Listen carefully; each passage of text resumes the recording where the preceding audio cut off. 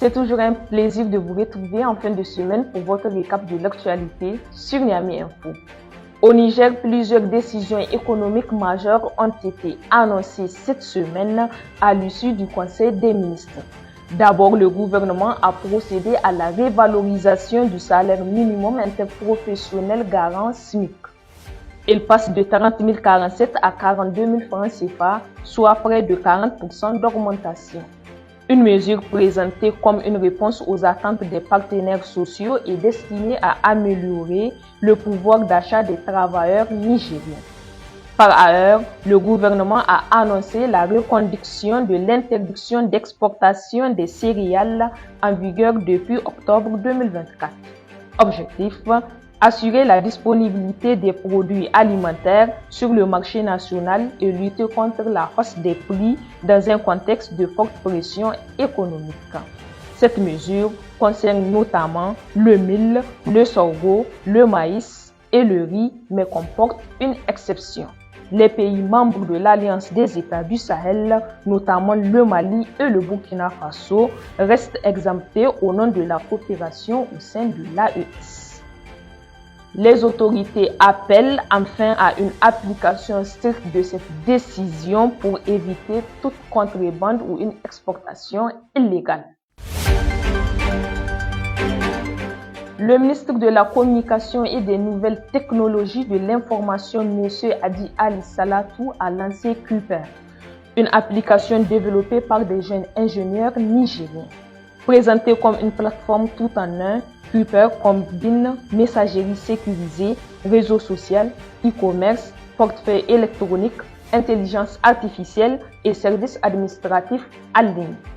L'application repose sur un hébergement local en partenariat avec Niger Telecom et l'Agence nationale pour la société de l'information ANSSI afin de garantir la souveraineté numérique et la protection des données.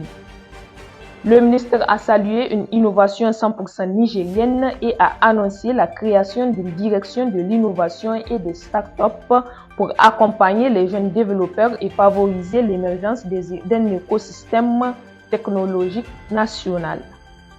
Validée par la Haute Autorité de protection des données à caractère personnel, l'application est désormais disponible sur Google Play.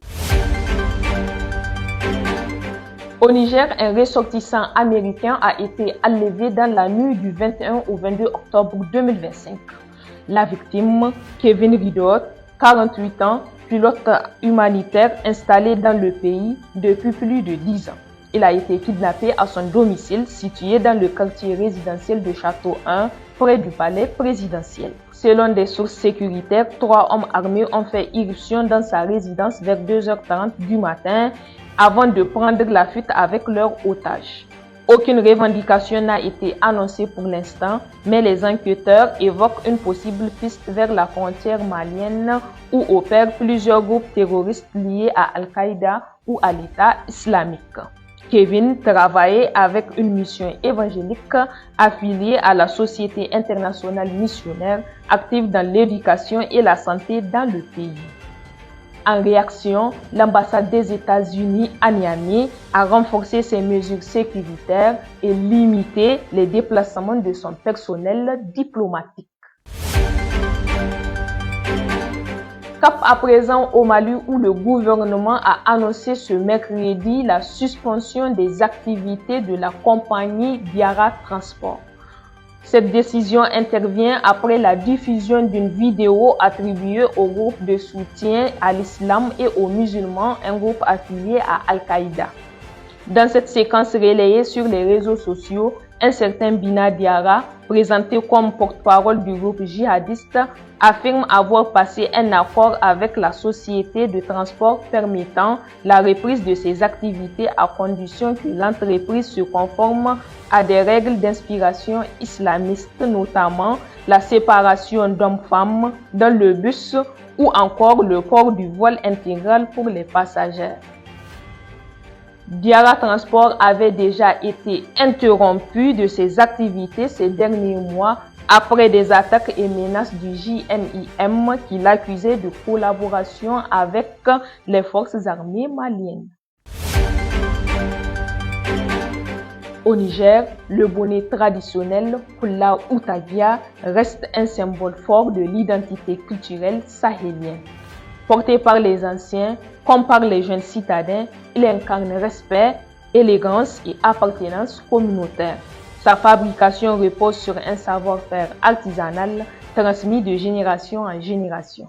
Réalisé en coton ou à laine, le bonnet nécessite plusieurs jours de travail et passe par 5 étapes. Prise de mesure, préparation des fils, tressage ou tricotage, renforcement, puis décoration. Symbole de dignité et de fierté culturelle, le hula reste aujourd'hui un héritage vivant que les créateurs de la mode nigérienne réinventent pour le faire rayonner à travers l'Afrique et au-delà. La semaine s'achève, mais l'information, elle, ne dort jamais.